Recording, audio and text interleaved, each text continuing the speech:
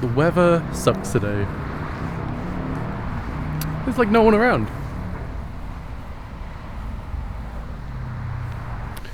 Alright, so this is a callback to the first video you did, which was Here's Why. So, hello future me, and only future me. So this is a very relaxed video,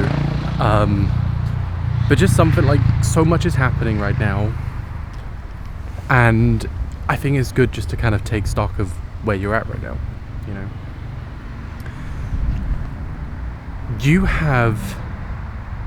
You lived in an abusive family, lived in London post-COVID, recession post-COVID, and then moved to Norwich, got sexual assault, mental assault, and physical assault in the workplace. You went through the fucking shitter, man. Nah, it fucking sucks. But hey, you did it. We are, so currently, a few months away from moving.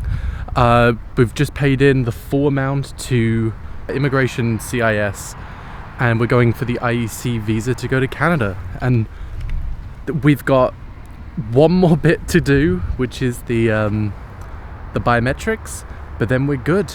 We're just waiting. So we're waiting for the police report to come through, so that's all checked off, and then that gets and then we're done. This video comes in two parts. So it's going to be the video which is today now, and then I'm going to also record another video which will be scheduled for 10 years from now. A lot can happen in 10 years. In 10 years, so 2018 is when the first Iron Man movie came out, and then 2019 is when Avengers Endgame came out. So it took 10 years for the Marvel Cinematic Universe to kind of have their story. And also, like, hey, Mr. Beast had like only a few thousand subscribers. 10 years later, he has 330 million, you know? So that's why today I just wanted to talk to myself, you know? Where are you gonna be? I don't know the person you're gonna be in 10 years. I have an idea of the path, but that changes so often. I would not have said, like 2 years ago, I'd moved to Norwich, you know? Things change. I do know you would never give up. And I know I look at everything in the future and I'm not scared. I'm excited, and there's gonna be moments where producers push me, where conflicts happen, drama happens, all this stuff, but there's gonna be so much love and joy and just so many good times outside of that. I'm so excited for what's coming next. And even in the worst of what could happen, I'm not scared of that, because I know the person I am, and I know that I'm gonna trump that. I have wanted to join the Directors Guild for so long. The path, so like, if you ever want to know what to do in your industry, if you are a filmmaker and you want to know what to do, go on IMDb and see what other people did, you know? There's the guy who was the assistant director on Avengers Endgame started with the Directors Guild of America. A lot of people did.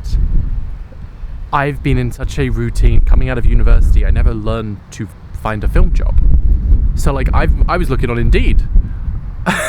I was looking on like job sites. They're not gonna find, like, you're not gonna advertise like a big role in like a Marvel film or like something like that on Indeed.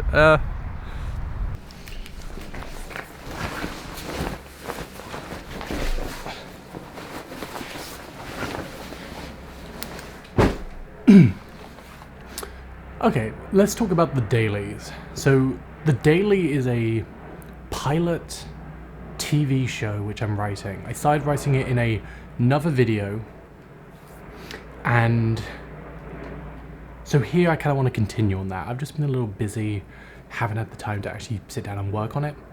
But like now let's put a bit of energy into it. We're still in that concepting phase, so we're going to be going over like how I would take the concept of this film, which is just a group of people in a TV production studio, and the drama. It's kind of like similar to The Office, just them kind of working. And we're going to see how I can conceptualize that and like what I would do to then write up basically a synopsis and then maybe dot in a few characters and then get it ready for the scripting side. The biggest thing when starting a new project is research. So Blake Siner's beat sheet, something we've spoken about before. It tells you how many pages, so these are the beats here. It tells you how many pages each of these should be. So the setup is 10 to 15 pages. So ideally, if you kind of stay to this, you have an idea on how to structure your film, and then you can have a bit more freedom to kind of do whatever you want. This works for a feature film. A 5-act structure is generally what you use for a TV show, and this is what I want to be doing today. So similar to the beat sheet, we're going to be looking at this structure, and then we're going to be doing this here to then work out how to structure the specific points in the TV show. You also do want to have like the episode question. You do kind of want to add in all these other elements as well, but I'm going to write up like something really quick and then see how it kind of falls on the page, and then from there I'll kind of talk a bit more about it. So very simply, this is a 5-act structure. We're starting with a teaser, which is like at the top of the show. It's like a little bit at the beginning, which kind of like eases you into what the story's about. Kind of like the opening image on a feature film. Shane and Courtney from Smosh kind of met in a very similar way. I wanted to reference it here, but also it may not be something I keep in the original draft. I just like the energy that kind of brings.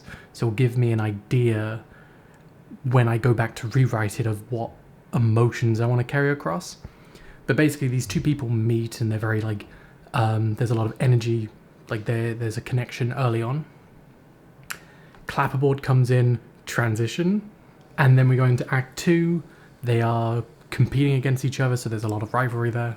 And then we just continue on with the script, basically going into Act 2, Act 3. These are things which I want to flesh out a little bit more when I kind of have a better idea of the characters and everything I'm working with. But I think with a strong start, I get over that writer's block. So that's how I kind of function. For me, the most important thing when working at this is the structure would come first. If you're building a building, you put the frame up, basically, and then you can take it away, and then you still have the building afterwards, the scaffolding, basically. But they start in a place, you see them at their interview, they finish, they're like, oh, no, it went amazing, like, you know, I'll see you at work kind of thing. They head off their separate ways, they both did get the job, and then years down the line, we see them conflicting.